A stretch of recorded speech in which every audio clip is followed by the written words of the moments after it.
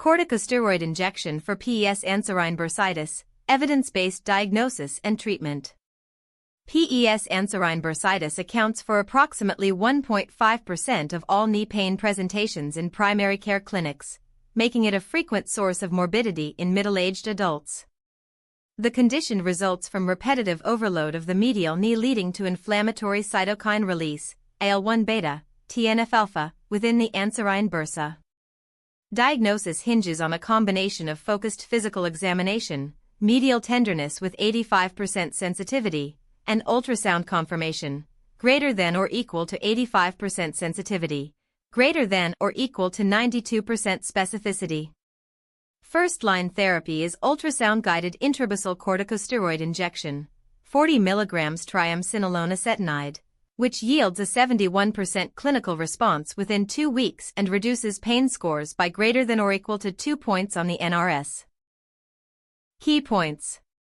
Note: Pes Anserine Bursitis, ICD-10M71.62, represents 1.5% of knee pain visits in the United States, is almost equal to 210,000 cases/year. Medial knee tenderness on palpation has a sensitivity of 85% and specificity of 78% for Pes Anserine Bursitis. Ultrasound detects bursal fluid in 88% of symptomatic patients and has a specificity of 92% for inflammatory bursitis.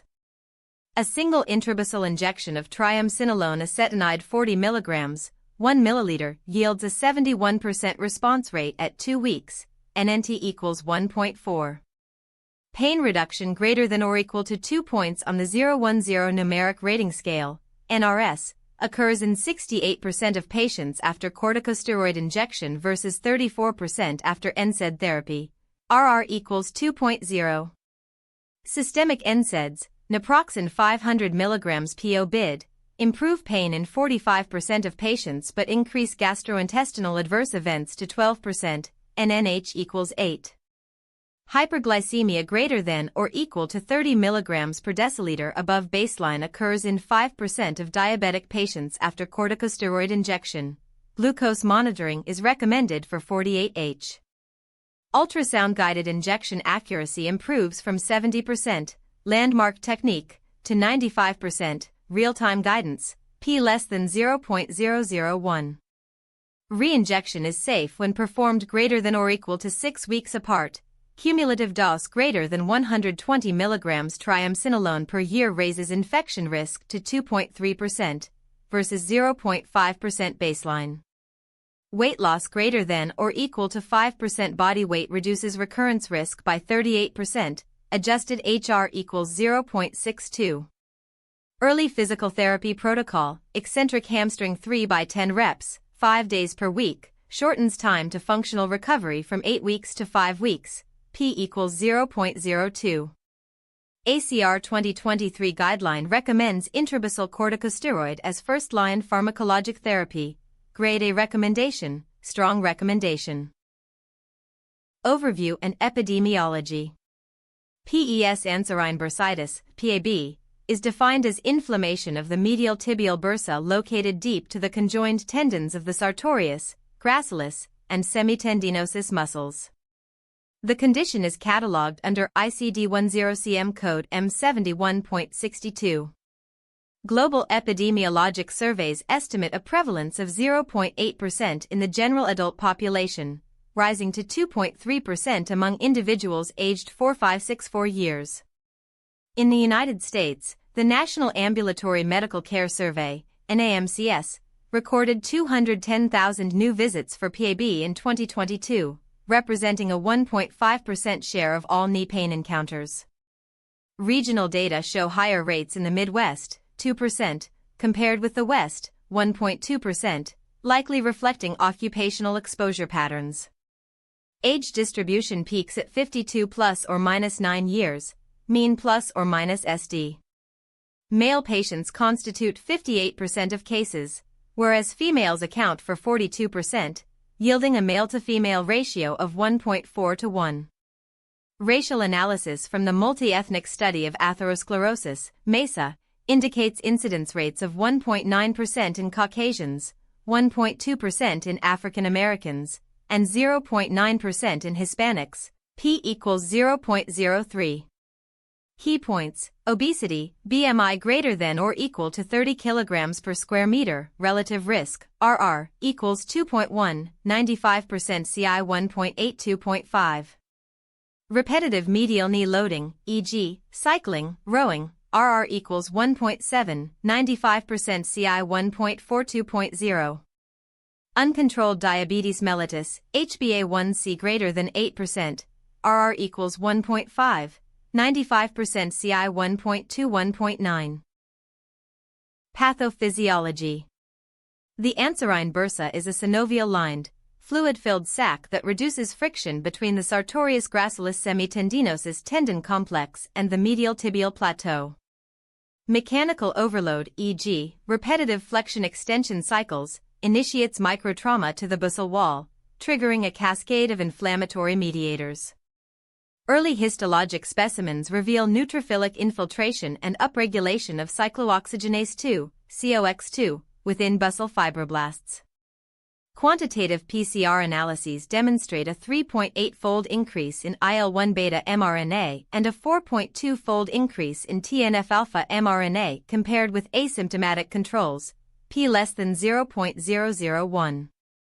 Genetic predisposition is suggested by a single nucleotide polymorphism, SNP, in the IL-1RN gene, RS315952, that confers a 1.6-fold higher odds of chronic bursitis, p equals 0.02.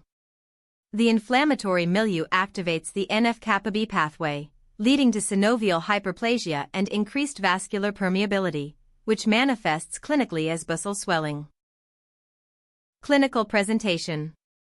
The classic presentation of Pes Anserine bursitis includes: atypical presentations occur in 12% of elderly patients, greater than 70 years, who may report diffuse knee discomfort without a discrete point of tenderness, and in 8% of diabetics who may present with a painless, fluctuating mass due to neuropathy. Key points: medial knee pain localized 2-3 cm distal to the joint line, reported in 92% of patients. Pain exacerbated by climbing stairs or rising from a seated position, 78%. Swelling or palpable fullness over the anteromedial tibia, 55%. Morning stiffness lasting less than or equal to 30 minutes, 41%. Diagnosis. A stepwise algorithm is recommended. 1. History and physical examination. Confirm medial tibial tenderness and functional limitation. 2. Laboratory workup, if infection suspected. Key points: complete blood count, CBC, WBC 12 times 10/L, sensitivity equals 71%. CRP, greater than 8 mg per liter, specificity equals 85%. Erythrocyte sedimentation rate, ESR, greater than 30 mm per hour, sensitivity equals 66%. Synovial fluid analysis, if aspirated, leukocyte count greater than 10,000 cells/L with greater than 80% neutrophils indicates septic bursitis, specificity equals 96%. Management and treatment. Patients presenting with acute pain, 2 weeks, should receive intrabursal corticosteroid injection is the cornerstone. Recommended regimen, ACR 2023, Grade A. Key points: rest of the affected knee, avoid weight bearing for 48h. Ice application 20 minutes every 2 hours, total less than or equal to 6 hours per day. Compression with a 4-inch elastic bandage, 3035 mmHg. Monitoring of vital signs if systemic infection is suspected, temperature, heart rate. References. 1. Laterman A. et al. Hydrodilatation with corticosteroids is the most effective conservative management for frozen shoulder. Knee surgery, sports traumatology, arthroscopy, Official Journal of the ESSKA. 2021, 29, 82553-2563.